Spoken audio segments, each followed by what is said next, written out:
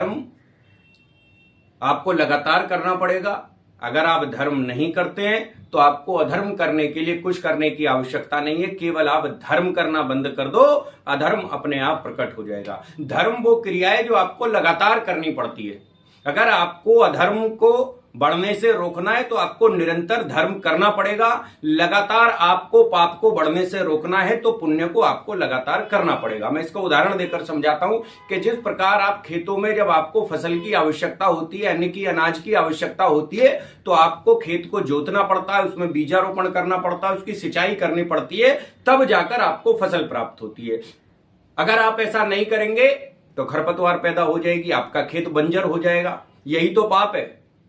और जो आप फसल बो रहे हैं यही तो पुण्य है, यही तो धर्म है।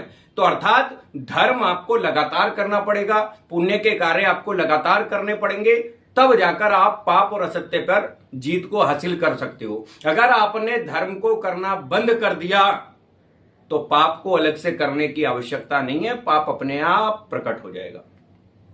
तो यही मूलभूत अंतर है कि आप धर्म लगातार करते रहिए, धर्म को करने से चूकिए मत। धर्म से जुड़ी हुई कोई भी बात, कोई भी क्रिया जो सत्य पर आधारित हो, सनातन संस्कृति पर आधारित हो, राष्ट्रवाद पर आधारित हो, वो आपको लगातार करनी पड़ेगी। तभी जाकर हम धर्म को स्थापित कर सकते हैं और अधर्म से बच सकते हैं। अपने बच्चों को संस्कार देने हो, धर्म के संस्कार देने हो, सत्य के संस्कार देने हो, सनातन के संस्कार देने हो, तो निरंतर ये धर्म करते रहिए। इसी में हम सबका हित है, इसी में इस सृष्टि का हित है। जय श्री राम।